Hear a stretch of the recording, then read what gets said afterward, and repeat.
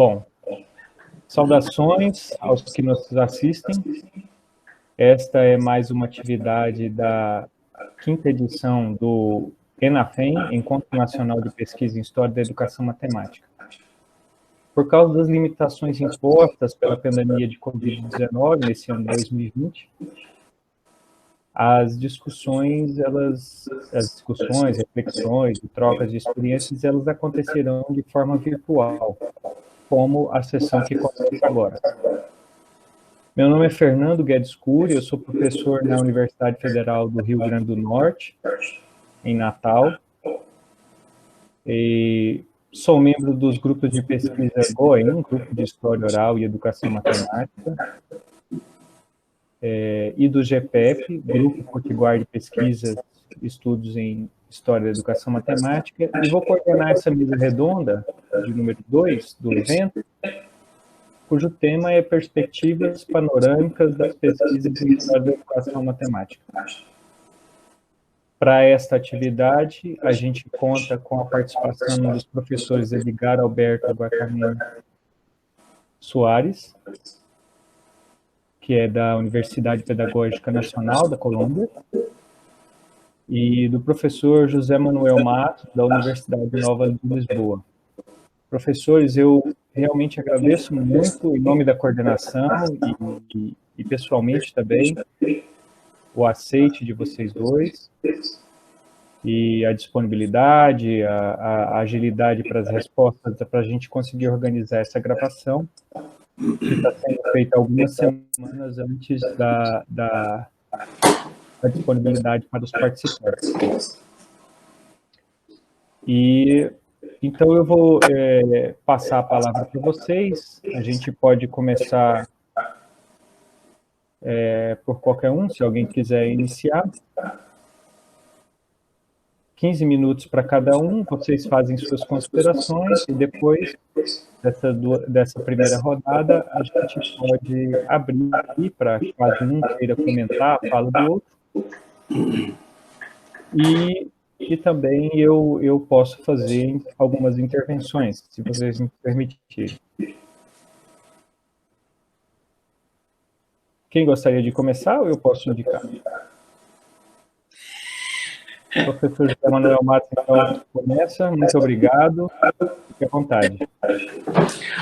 Olha, portanto, eu agradeço o convite, portanto, cumprimento também os outros participantes e cumprimento também as pessoas que nos estão a ver à distância nestes tempos. Portanto, eu vou falar deste tema, portanto, eu vou focar em vou falar de um tema ligeiramente mais curto, que é as tendências curriculares da educação matemática e vou falar especificamente da internacionalização e da globalização.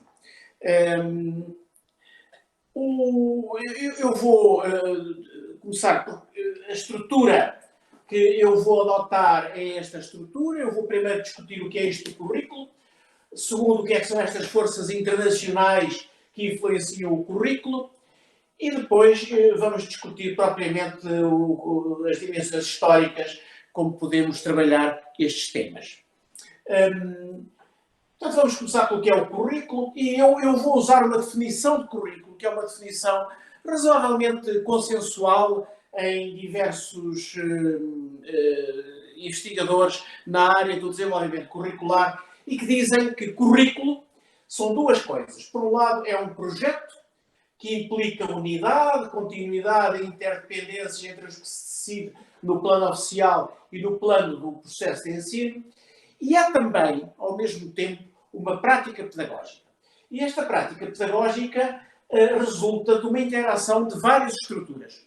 As várias estruturas podem ser políticas, administrativas, económicas, culturais, sociais, escolares, etc. E na base das quais existem interesses concretos e responsabilidades compartilhadas. Portanto, o currículo, no fundo, tem duas dimensões. O termo currículo, na investigação sobre desenvolvimento curricular, tem duas dimensões e, portanto, nós temos que nos lembrar destas duas dimensões quando discutimos o que é a questão do currículo. E por isso...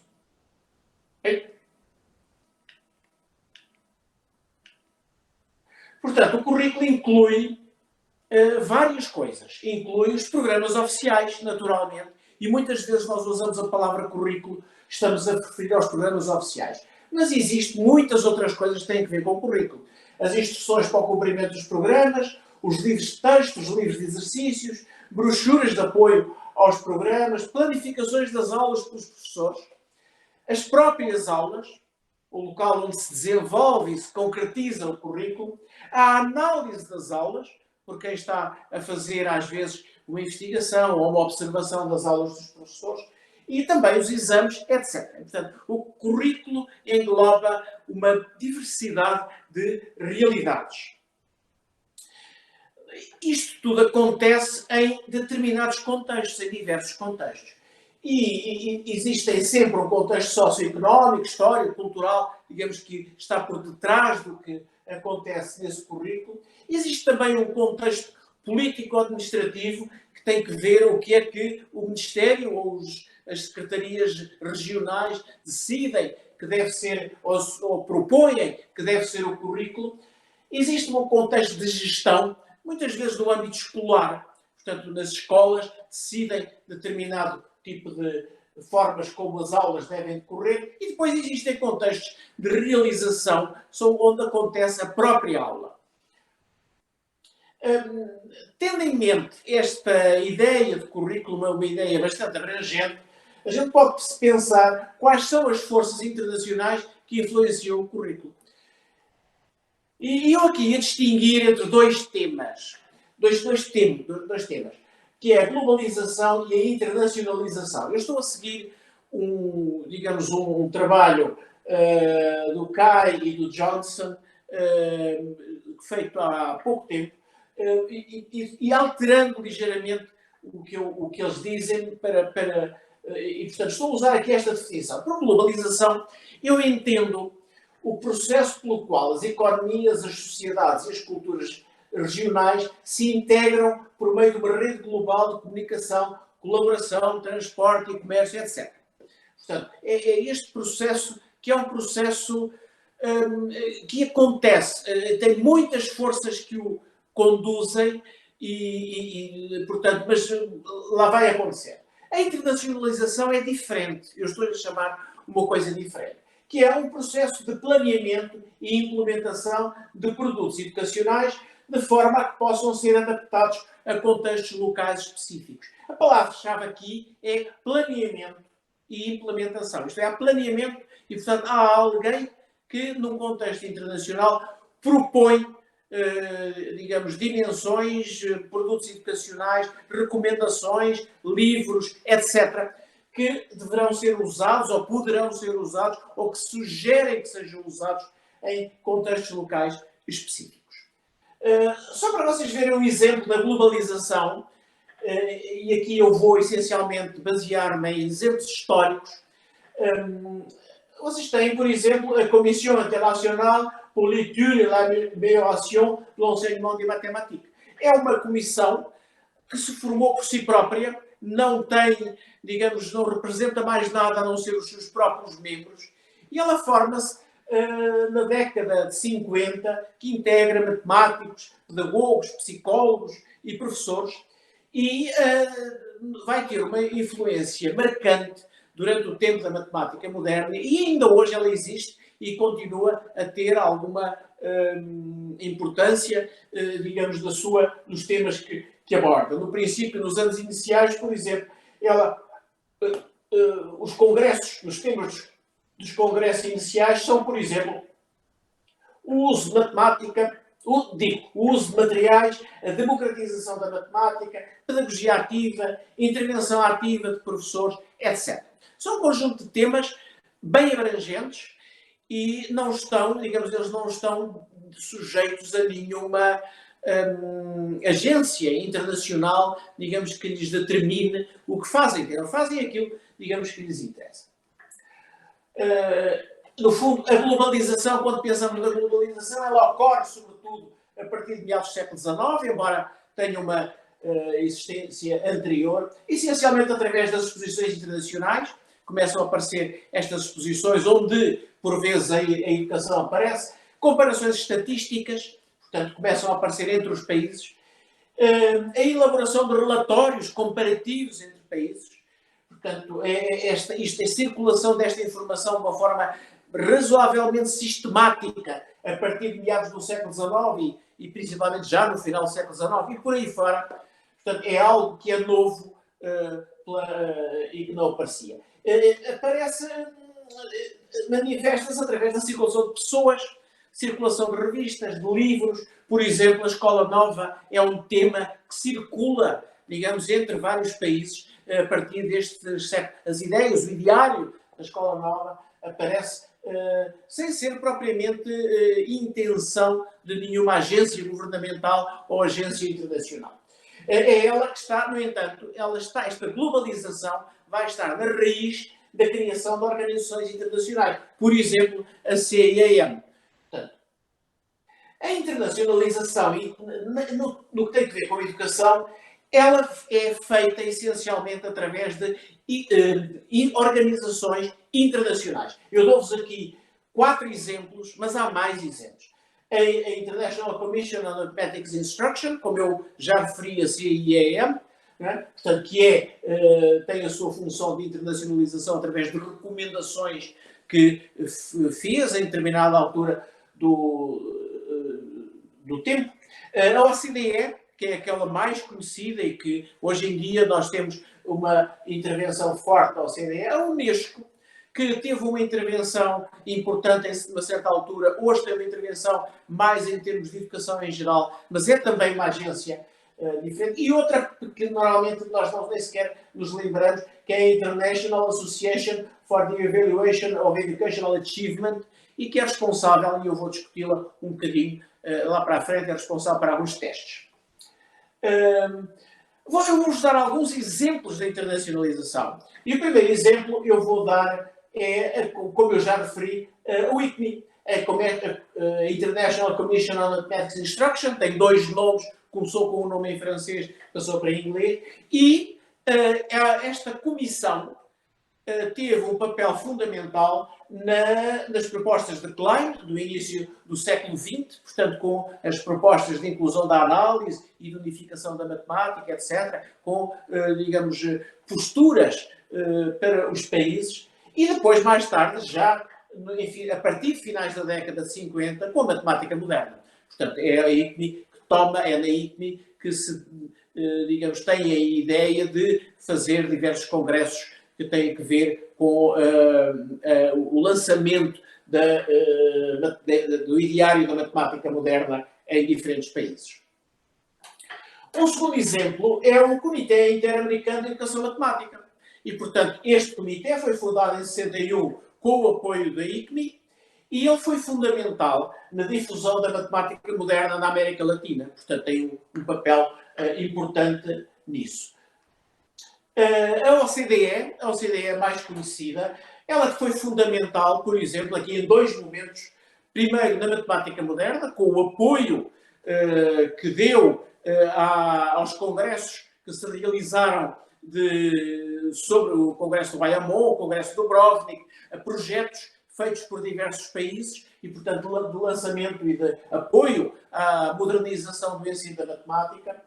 E, mais recentemente, com este PISA, com o programa PISA, portanto, que é apoiado pela OCDE e, portanto, tem com estes testes que são desenvolvidos periodicamente, envolvendo diversos países do mundo. É importante a gente recordar também esta outra IAP, sim, que é responsável também por uns testes internacionais, tem menos peso que o TIMSS, mas continua a ter uma dimensão muito parecida com a dimensão que tem o PISA e que conduz também a recomendações, digamos, para os diversos países do mundo.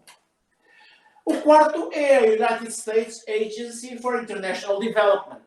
Se reparem que esta é uma organização tipo diferente, é uma organização governamental, mas que tinha por missão fazer avançar a agenda internacional dos Estados Unidos, neste caso no Brasil, por exemplo, apoiou a difusão da matemática moderna através de diversos projetos e diversas propostas.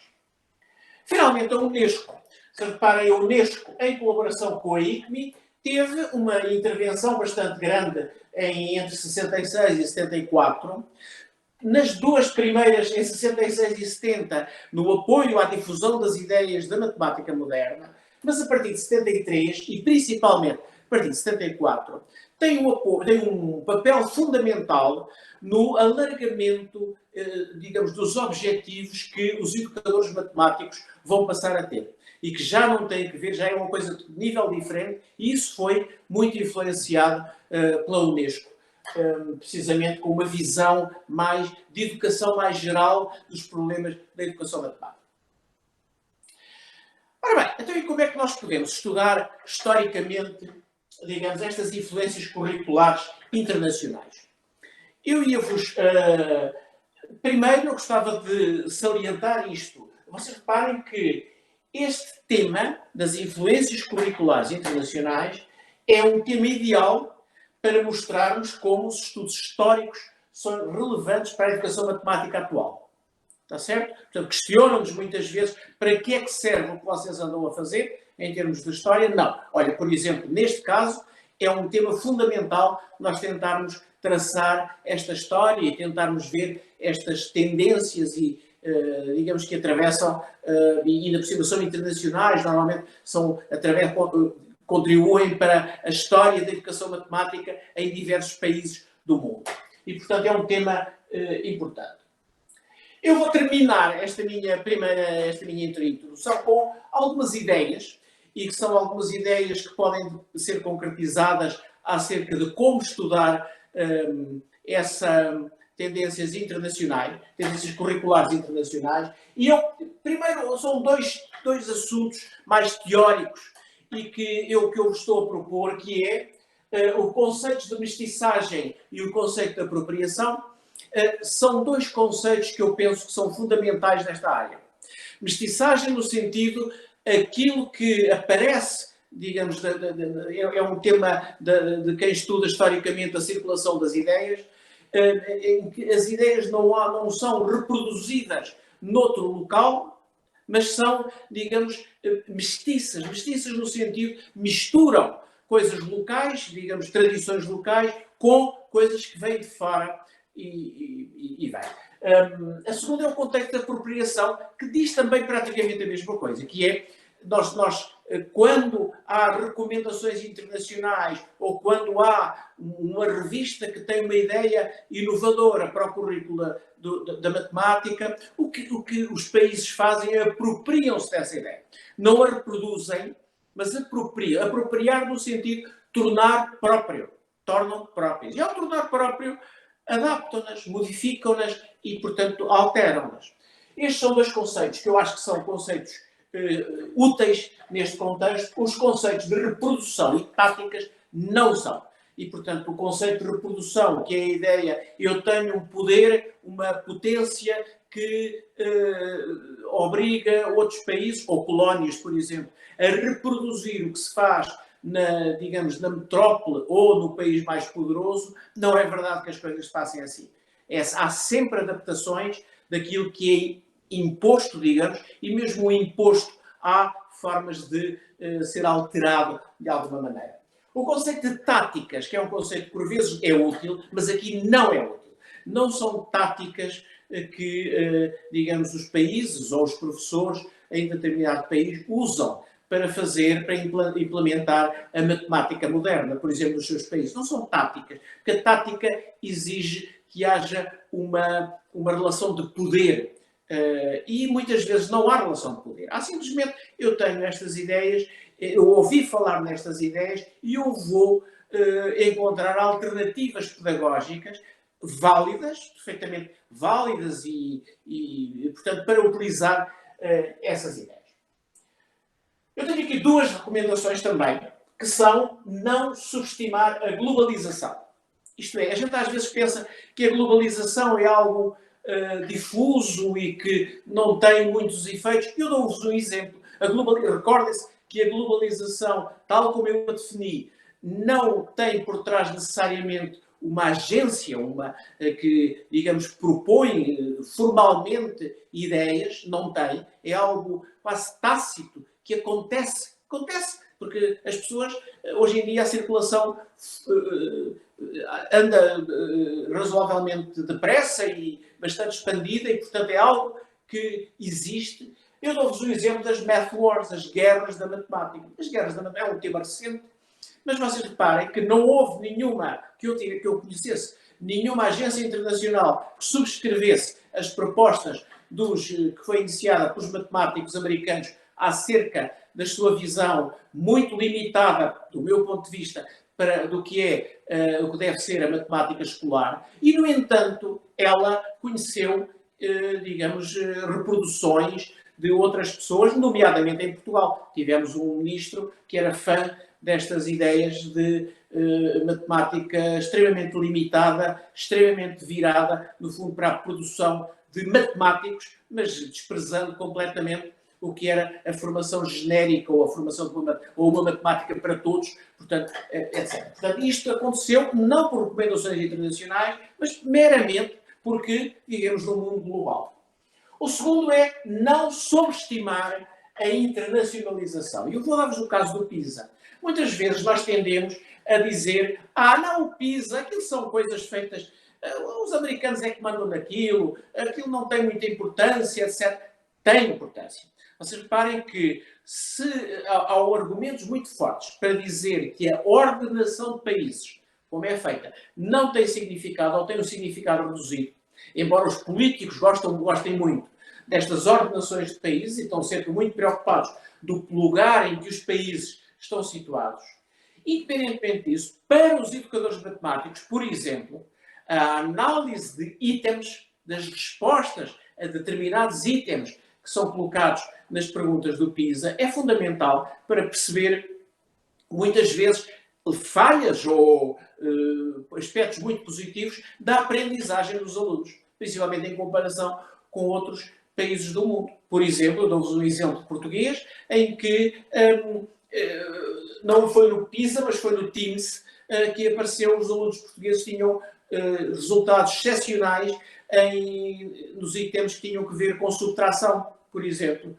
Porquê? Porque itens que tinham que ver com fazer uma subtração, realizar uma subtração, os alunos portugueses sabiam todos fazer, mas não sabiam fazer a resolução de problemas que envolvessem subtração.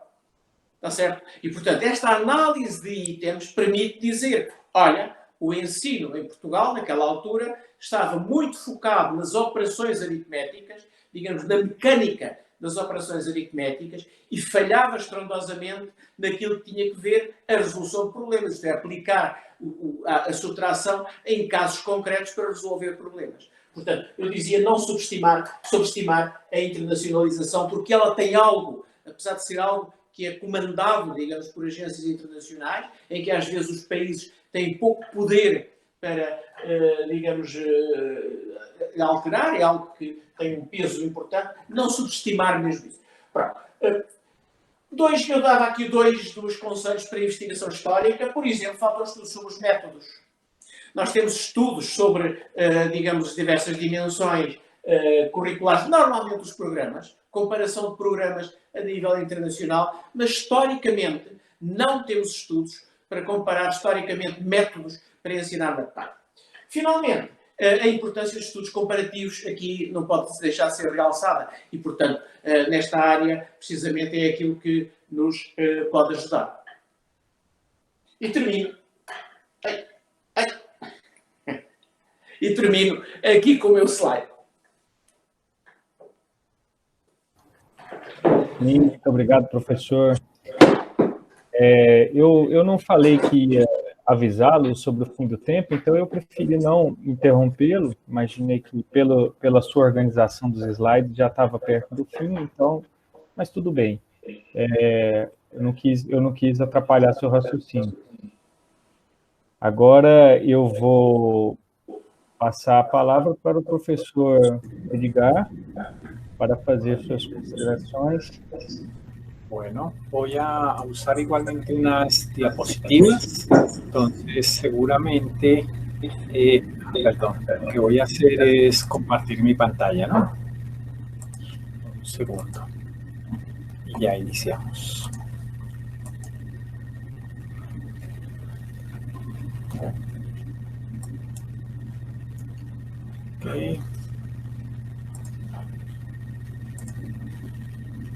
Creo que ahora ya se ve mi pantalla, Sí. ¿cierto? Ok. Bueno, en primer lugar, quiero agradecer la invitación que me hacen al evento y a esta actividad específica en el marco del evento, para la cual he preparado de manera breve una síntesis que pretende mostrar una perspectiva panorámica sobre la investigación en historia de la educación matemática en Colombia. Debo señalar que si bien existen trabajos de historia de la educación matemática en el país, esta perspectiva investigativa, esta línea de investigación o este campo de investigación no ha sido suficientemente desarrollado y, como lo verán al final de mi exposición, mi interés fundamental es ofrecer la posibilidad de que más personas se integren y de tal suerte que se desarrolle de manera mucho más fundamentada y mucho más amplia la investigación en este campo. Bien, para ello quise retomar inicialmente en esta presentación un par de epígrafes. Uno que proviene que ha sido reconocido como uno de los padres del existencialismo, un filósofo, un teólogo, que sostiene que la vida solo puede ser comprendida mirando hacia atrás, pero ha de ser vivida mirando hacia adelante. Es un reconocimiento a que el futuro se construye con base en el pasado, que el pasado tiene todo sentido para construir el futuro. Un ejemplo similar de nuestra cosecha, de la sabiduría de los pueblos indígenas, se reconoce en la cultura nasa. Aquí he usado una imagen de un pintor, un artista bogotano conocido con el seudónimo de Yurika, para representar la frase, que es mucho más simple, pero igualmente profunda que la anterior. El futuro está atrás, el futuro está no solo atrás en la espalda de la indígena que está presentada, sino también en la historia pasada que representa aquello sobre lo cual construir ese futuro. Estos dos epígrafes los he querido presentar porque si no hay un reconocimiento a la potencialidad que tiene la historia, si se reconoce la historia como aquello viejo, envejecido, vetusto, no vamos a poder hacer una proyección real del futuro y es muy probable que estemos todo el tiempo repitiendo aquello que nos ha constituido o avancemos. Esencialmente, quiero plantear que desde mi perspectiva podría organizarse un proyecto de historia de la educación matemática en Colombia que aluda a diferentes aspectos y voy a señalar algunos de los elementos con los que ya disponemos o de los que ya disponemos en relación con esos aspectos. Uno podría pensar que la historia de la educación matemática se refiere a la historia del currículo y en esa perspectiva tendría uno que poder mostrar cuál es la historia del currículo propuesto en la normativa, en los libros de texto, cuál es la historia del currículo implementado a través de las acciones que han desarrollado los profesores a lo largo del tiempo en sus aulas en donde se pretende que los estudiantes aprendan matemáticas, o también podría uno pensar en la historia de aquello que se ha logrado con la enseñanza y particularmente el aprendizaje de las matemáticas. Esa sería una propuesta que podría hacerse a la comunidad nacional. En esa óptica o bajo esa óptica podemos reconocer que la historia del currículo nuestro del currículo colombiano en matemáticas es una historia interesante. Es una historia que muestra, por ejemplo, cómo durante el siglo pasado estuvimos muy influenciados por las propuestas curriculares de otros países, que la producción nuestra apenas comenzó a mostrarse y a tener un impacto importante en la segunda mitad del siglo pasado. Pero como una apuesta internacional, como la matemática estructurada, la matemática moderna, tuvo lugar aquí y no tuvo finalmente tanta resistencia, eso en razón a que la comunidad académica era una comunidad naciente, pero también como a final de siglo, con el respaldo de una nueva constitución que arrojaba una nueva manera de ver el país, permite que esa comunidad un poco más formalizada, un poco más estructurada, pero aún incipiente, haga una propuesta curricular avanzada para ese tiempo, que está propuesta en varios documentos, en particular en los lineamientos curriculares, a través de la cual se pretende que el aprendizaje de las matemáticas y de los temas matemáticos no sea el fin, sino sea el medio para el desarrollo del pensamiento matemático, y con eso la constitución de unos ciudadanos pensantes, críticos, con y a través de las matemáticas. Y cómo esta propuesta ha tenido unos ciertos desarrollos en documentos, pero cómo la misma sociedad, la misma comunidad de profesores de matemáticas se ha mantenido un poco al margen de la propuesta, incluso para criticarla y para implementarla, por supuesto, de tal suerte que en muchos salones de clase se reconoce que la propuesta no está viva, que lo que está vivo es un programa curricular de hace 45 o 50 años atrás, y que esta propuesta se ha quedado un poco como intención. Y entonces el recurrir y reconocer esa historia y poderla plasmar para volverla objeto de estudio, muy seguramente en los programas de formación de profesores, es una de las intenciones que tendría un programa de investigación como el que estoy intentando esbozar a grosso modo. Sería muy interesante el reconocimiento que se pueda hacer a trabajos que se han desarrollado en torno al rastreo de cómo un objeto matemático o cómo un proceso o cómo un concepto matemático ha ido cambiando a lo largo de las diferentes presentaciones de colecciones de libros de texto o de libros de texto, para entender algo que hace tiempo debimos haber aprendido, y es que los objetos matemáticos, no solo en la escuela, pero en la escuela particularmente, son vivos y nacen, crecen, a veces sufren mutaciones, se transforman, a veces desaparecen, mueren, etcétera, como una forma de reconocimiento particular de que los profesores de matemáticas estamos frente a objetos vivos de enseñanza y no es letra muerta que transmitimos.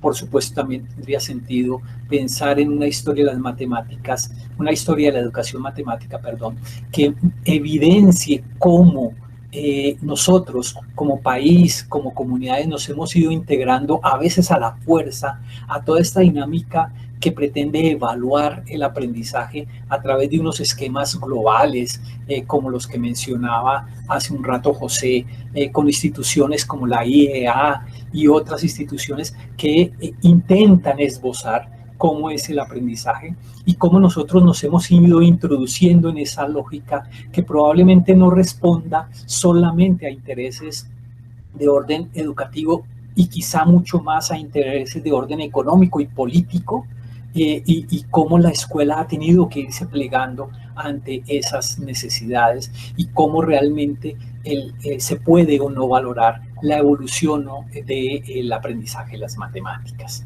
Todo eso haciendo parte de este primer objeto grande que sería la evolución del currículo de matemáticas como objeto de investigación de un programa como estos. En eso quiero decir que hay varios trabajos, pero aún no hay un programa que articule esos trabajos en Colombia. El segundo asunto tiene que ver con la evolución de los programas de formación de profesores de matemáticas para el país en esta época particular, en esta época en que una segunda misión de intelectuales, se ha llamado las misiones de sabios, han podido pensar el país a futuro y han reconocido en la educación el elemento sustancial para el desarrollo del país, para el desarrollo sostenible del país, y han reconocido que en esa perspectiva la formación de profesores es un elemento esencial. En este momento y bajo esas circunstancias es totalmente necesario, es imprescindible que nosotros podamos reconocer que estos programas de formación, bien sea inicial, continuada o avanzada, han tenido y tienen una historia sobre la cual construir esas nuevas propuestas. Que la comunidad académica encargada de la formación de profesores no crea que ahora puede hacer borrón y cuenta nueva para proyectar los nuevos programas de formación y demás, sino que hay una historia que deja ver que los profesores hace algunos años no eran considerados profesionales, que es relativamente reciente en la amplia historia de nuestro país que los profesores se les reconozca como profesionales y en consecuencia que tengan que ser formados en las instituciones que forman profesionales, es decir, las universidades. Que si bien en algún momento fue muy acertada la propuesta de las normales superiores para formar profesores esencialmente de primaria, de pronto es momento de que estas instituciones evolucionen y se conviertan también en parte del sistema educativo, pero en la educación superior, y que en cierto sentido, bien sea con asociaciones, con las universidades o con algún otro tipo de estrategia, puedan desarrollar programas de muy alta calidad para formar los profesionales en esas instituciones. Eso no desconoce el trabajo que han hecho ni la calidad de su trabajo, pero creo que debería manifestarse una posibilidad de que estas instituciones evolucionen. Igual como ha evolucionado los programas y la formación, hace 30, 40 años no existían muchos de los programas de formación avanzada que existen hoy, y poder dar cuenta y razón de cómo estos programas han ido evolucionando, como por ejemplo en el país uno puede reconocer que las maestrías en educación matemática, para ponerles un nombre general, surgieron para responder a la problemática en torno a la formación investigativa de la comunidad académica, pero luego cuando aparecen los doctorados, tanto los extranjeros como los nacionales, estas maestrías tienen que modificar su fin. Y hoy en día tenemos muchas maestrías que propenden es por la cualificación y el mejoramiento de la formación de los profesores, y a los doctorados se les ha adjudicado el lugar de formación de investigadores para la investigación profesional en educación, por ejemplo. Y entonces reconocer esos movimientos, esos cambios es fundamental para un país que se quiere reconstruir cada día y que intenta salir de este legado violento en el que hemos vivido y que no nos ha permitido ir más allá de lo que nos permite nuestras formas de pensamiento coartadas por una situación bélica en la que nos instauramos muchas generaciones en el país. Creo que el reconocimiento de esa evolución es un asunto fundamental para el desarrollo del país, y en ese sentido un proyecto ligado a la caracterización y el análisis de la evolución de los programas de formación es un asunto fundamental en el país. Se han hecho cosas, pero perdón, aún hay muchos asuntos por atender, aún hay mucho terreno por explorar y por analizar para poder proyectar ese futuro. Finalmente, es muy necesario que nosotros podamos entender cómo ha sido la historia de la comunidad de educación matemática. Esa comunidad que se ha ido configurando, que proviene de muy diferentes disciplinas, pero que tiene metas en algunos casos comunes. ¿Cómo nosotros podemos identificar hitos en esa formación? ¿Cómo podemos reconocer que en Colombia quizá llegó muy tarde este boom de los doctorados en educación matemática para formar investigadores en educación matemática, y cómo al principio lo que tuvieron que hacer los investigadores o quienes querían formarse en la investigación profesional fue salir del país, y algunos de ellos se quedaron afuera porque tenían mejores condiciones allá, pero cómo las mismas intenciones y acciones de diferentes personas e instituciones hicieron posible un proyecto como dos versiones diferentes de un doctorado en educación con énfasis en educación matemática, que articulaba varias instituciones porque se reconocían insuficientes para promover un doctorado, pero que sumando sus esfuerzos reconocieron la posibilidad de un proyecto educativo de alta calidad para el país. Y cómo también la producción de los académicos ha ido abriéndose lugar no solo a nivel nacional, sino en el contexto internacional, y cómo algunos académicos han logrado el reconocimiento internacional que a veces desde Colombia solo se le asume y se le adjudica o a los europeos o a los norteamericanos o a los ingleses, ¿no? Y cómo hoy en día reconocemos que nosotros a nivel nacional, como comunidad nacional, podemos producir resultados y conocimientos de muy alto nivel que se pongan incluso a la vanguardia de la producción intelectual mundial. Y cómo hace algunos años sencillamente lo que hacíamos era plegarnos a los discursos de otros, y cómo hoy conviven esos dos escenarios de manera muy, muy particular en Colombia. Necesitamos eso para lograr crear una identidad y un reconocimiento de lo nuestro y de los otros, y poder saber, poder reconocer nuestras capacidades, por supuesto también nuestras diferencias. En ese sentido, advertimos nosotros la necesidad de emprender un proyecto de construcción de una historia de la educación matemática en Colombia. Hay, por fortuna, muchos, pero muchos trabajos que se han desarrollado, pero no están suficientemente articulados. En ese sentido, tenemos algunos retos. Un primer reto es efectivamente construir de manera conjunta un proyecto colaborativo que permita poner en juego todos estos trabajos que se han hecho y proyectar los trabajos que hay que hacer. Un segundo reto es implicado en el anterior, es efectivamente identificar aquellos trabajos que se han hecho y poder articularlos, porque seguramente desconocemos muchos de esos trabajos. En ese sentido, y pensando en un proyecto amplio, tendríamos que definir cuáles son las líneas de investigación y cuáles son las líneas de acción que estableceríamos. Tendríamos que diferenciar de manera mucho más clara qué sería la historia de las matemáticas, de la historia de la educación matemática en Colombia, ambas ya desarrolladas, pero por construir como conocimiento cultural compartido, como conocimiento académico sobre el cual construir un futuro. Y también nosotros deberíamos poder establecer metas globales, deberíamos poder discutir si efectivamente, como yo lo creo, esto se hace para construir una identidad nacional y también para ofrecer las bases para definir la historia futura de nuestro país en términos de educación matemática. Esta es pues la perspectiva que quería presentar para la actividad a la cual fui invitado, y les agradezco la atención. Muito bem, muito obrigado, professor Edgar.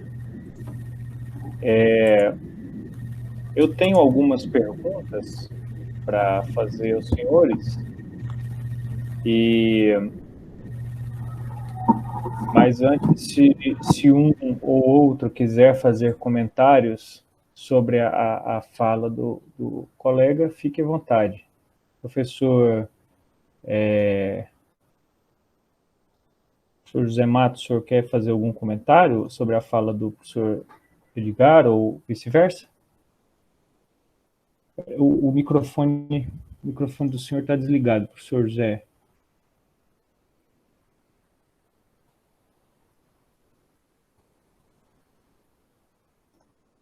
Eu não estou conseguindo desabilitar.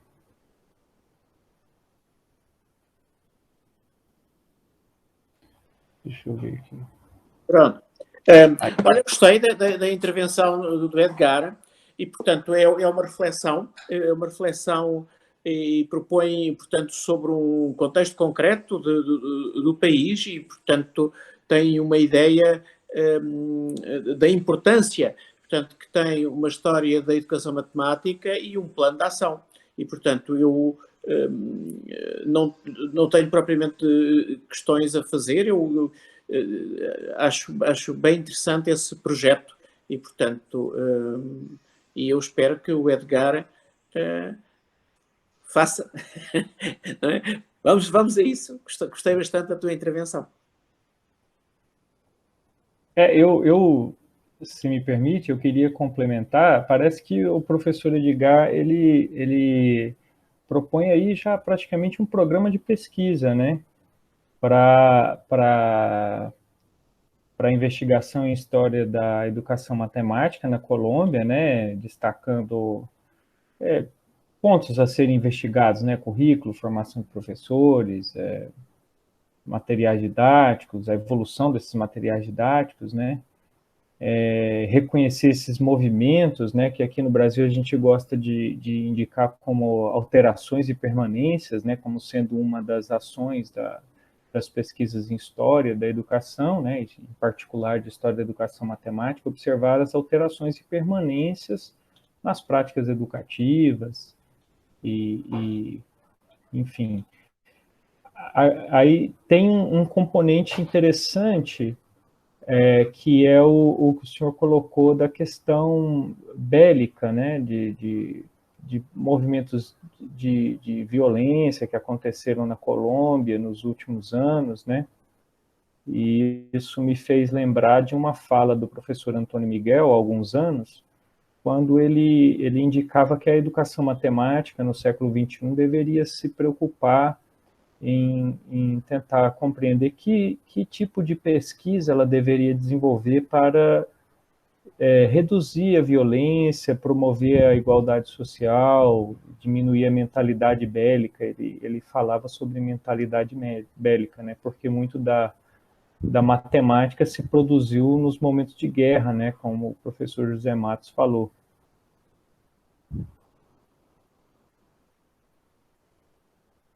Em relação à apresentação, sim, só pode cortar a apresentação?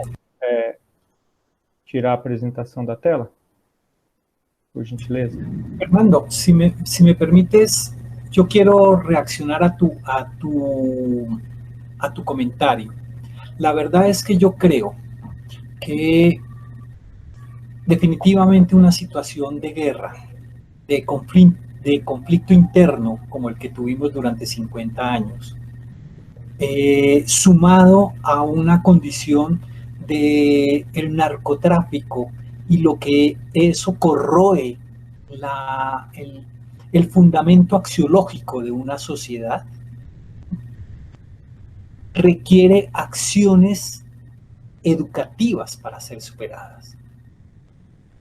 Y nosotros como educadores, como responsables de la formación matemática de nuestros conciudadanos, no podemos dejar de lado ese como uno de los problemas fundamentales.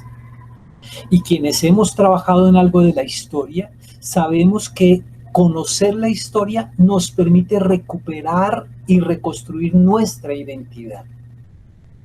Lo hemos vivido, lo hemos saboreado, el gusto que le da a uno reconocerse a través de su pasado, saber quién es reconociendo lo que ha sido. Y entonces una sociedad tiene esa como una posibilidad de reconstrucción. Y si algo nosotros podemos hacer por nuestro país es generar esas condiciones para reconstituirnos. Y entonces un programa de investigación como el que esbocé de manera muy general, es totalmente necesario, pero está al alcance de nuestras manos, está al alcance de nuestras posibilidades y tendríamos la necesidad de emprender un programa como muy seria, porque es para nuestro beneficio como sociedad. Nosotros tenemos esa obligación y tenemos esa posibilidad. ¿Cómo no hacerlo? Seguramente se ven otras perspectivas y en lo educativo hay otras perspectivas. Nosotros vemos esta, tendríamos entonces la obligación de hacerlo. Creemos que eso hace parte del sentido de nuestra profesión y en particular del sentido que se expresa en este momento.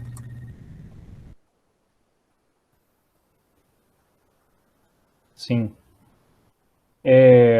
Ainda ainda nesse sentido, né, das epígrafes, da importância que as duas epígrafes dão, né, sobre o fato de que o que a gente vive hoje é reflexo, né, dessas escolhas que foram feitas no passado, próximo ou mais longínquo, né? Queria perguntar para o professor José Matos, como que ele acha que, ou se ele vê isso acontecendo de alguma maneira, né? Se a compreensão dessas práticas educativas e das propostas de currículo, elas estão trazendo impactos práticos na constituição de novos currículos, quer dizer, a compreensão do passado dos currículos está fazendo, ou das proposições de currículo, está fazendo diferença, né? Porque, especialmente em relação a essa questão da apropriação, né? Esses dias eu tomei contato com uma pesquisa de um professor de El Salvador, e que estava contando que o currículo lá no país dele estava sendo implementado a partir de ideias de um programa japonês, né? E os livros didáticos vinham do Japão, e isso tem a ver também, talvez, com o fato do Japão estar ali encabeçando as listas do PISA, né? Quer dizer, em alguns países parece que o conhecimento sobre os currículos não estão afetando as proposições futuras, né, de políticas públicas e de currículos.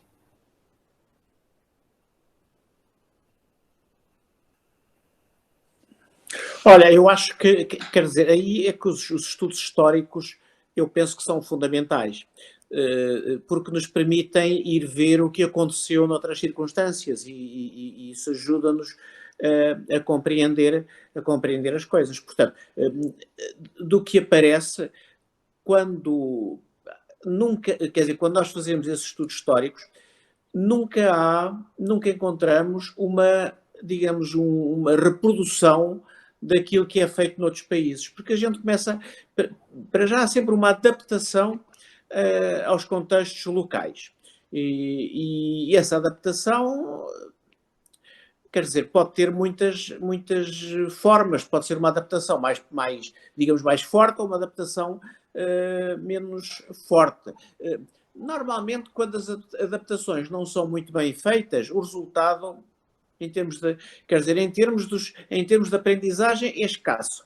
E em termos até dos próprios professores, deixa muito a desejar. Nós temos o exemplo da matemática moderna, em que as novas ideias, portanto, foram trazidas, por exemplo, eu estou a falar do caso português, mas eu imagino que isto se reproduz também noutros países, que é, no caso em Portugal, portanto, foram colocadas as novas ideias como, olha, vocês, professores de matemática, a vossa matemática está ultrapassada, é do passado. E agora vocês vão ter que aprender uma nova matemática. É tudo novo, muito diferente, muito melhor, é ótimo e tem muitos fundamentos psicológicos e matemáticos, mas aquilo que vocês sabem, esqueçam. Ora bem, isto foi catastrófico. Foi catastrófico porque os professores passaram a desconfiar de tudo o que sabiam, digamos, de trás em termos de matemática, em particular nos professores que tinham uma formação matemática mais escassa. Eu estou-me a lembrar, principalmente, por exemplo, havia muitos, no que seriam os atuais quinto e sexto ano, havia muitos professores que tinham uma formação que não era uma licenciatura em matemática, era licenciaturas em biologia, veterinária, etc. Portanto, e que estavam a lecionar matemática, normalmente matemática e ciências da natureza. E, portanto, aquela matemática que já era pouca que eles tinham de base, ainda lhes foi dito que essa não valia e que eram outras coisas novas. Ainda por cima, essa nova matemática era razoavelmente abstrata. E, portanto, isso produziu em muitos professores uma aprendizagem, um mimetismo e não uma compreensão. Isto é aquilo que, digamos, uma mecanização de procedimentos que eles às tantas colocaram nas aulas e criou imensos problemas, quer aos alunos, à aprendizagem dos alunos, quer, portanto, aos próprios professores que deixaram de confiar no seu bom senso pedagógico para conseguir fazer as coisas. Portanto, estas adaptações de coisas estrangeiras podem dar bom resultado ou podem não dar nada bom resultado. Tudo depende, no fundo, da capacidade que tiverem, digamos, as comunidades locais de traduzir isso que vem de fora em algo que seja interessante. Portanto, não sei, portanto, há assim diversas coisas. Eu queria destacar aqui também uma outra coisa que o Edgar falou e que me chamou ao coração, que é a ideia de que estes estudos históricos podem contribuir para a construção de uma identidade nacional. E é uma coisa muito interessante ver realmente que isso tem essa dimensão. Eu argumentei noutros sítios que era muito importante para a construção de uma identidade da educação matemática, de uma identidade para, digamos, no fundo, porquê? Para os professores de matemática e os educadores matemáticos serem capazes de dizer de onde vêm, onde é que está o meu passado, o que é que no meu atual vem de trás. E isso é a construção de identidade, está certo? Portanto, como é que, digamos, dá densidade às coisas. Mas geralmente é interessante o Edgar estar aqui a chamar a atenção que isto, em última análise, é uma construção de uma identidade nacional. E ainda por cima, num contexto, como o Edgar disse, de uma certa escombros, não é? Em que, digamos, o saber nacional, um saber nacional se encontra e, portanto, esse papel é bastante mais importante até para isso. E, portanto, eu queria cumprimentá-lo por essa sua ideia.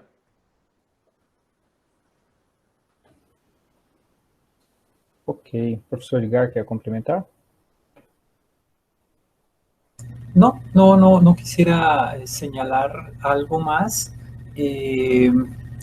pero yo creo que esta identidad tiene que estar ligada a pesar, digámoslo así, de la globalización o la internacionalización y entendiendo la diferencia entre estos asuntos que nos planteó José, tiene que estar ligada a favorecer la propuesta para el país. Es decir, si el país, si la comunidad tiene unas necesidades específicas, a pesar de la globalización y la internacionalización, hay que pensar en el país. Hay que pensar en los nuestros, en nuestras necesidades. Entonces, además del reto de la construcción de identidad a partir de la historia, está el reto de construir las posibilidades para los nuestros. No necesariamente para que respondan de manera eficiente a las pruebas internacionales, sino para que responda esa educación a las necesidades. Y son muy diferentes las necesidades de un pueblo que tiene solventadas sus necesidades básicas, Singapur tal vez, probablemente Japón, a un pueblo que ha estado dominado durante mucho tiempo, que es una buena carne de cañón para los bancos y que desean los bancos que sean pobres para poder prestarles a los intereses que quieran. En últimas, que responda a las necesidades socioeconómicas y políticas de la población. No podemos esperar nosotros de seguir creyendo que vamos a construir unos programas de formación, una comunidad académica, unos currículos que respondan al orden internacional si antes no hemos resuelto nuestros problemas. Y esa es la situación de nuestro país. Un país con un nivel de desigualdad y de inequidad de los más altos del mundo no puede esperar que porque nos han dado la bienvenida en la OCDE, entonces ahora nos comparemos es con los países de la OCDE. Esa conciencia política sobre nuestra condición tiene que orientar nuestras acciones, sin olvidarnos de los otros elementos también de contexto global e internacional. Pero no nos puede hacer perder de vista nuestra situación real y nuestro contexto específico.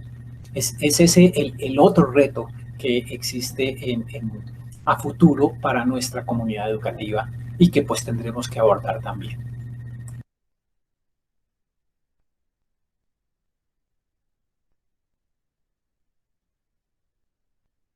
Tu micrófono está cerrado, Fernando. Sim, desculpe. É uma questão, a questão política tem que entrar na discussão educacional e na discussão relativa à história, né? História da educação especialmente, em particular em relação à história da educação matemática.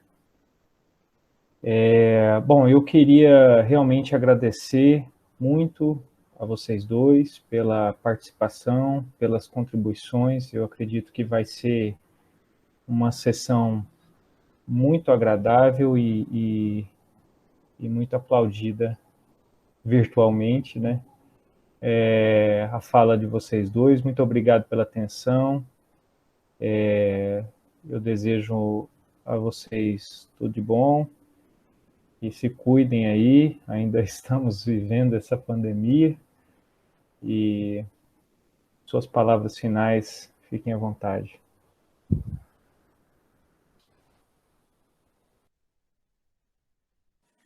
Olha, eu agradeço também esta oportunidade e, portanto, eu penso que foi interessante esta troca de ideias e, portanto, desejo cumprimentar por esta ideia. Bien, yo igualmente agradezco y fundamentalmente agradezco la vida por la posibilidad que nos da de podernos escuchar, de poder en cierto sentido expresarnos en nuestros pensamientos a partir de lo que hacemos, y agradezco la vida por permitirme conocerlos y poder interactuar con ustedes y con José una vez más.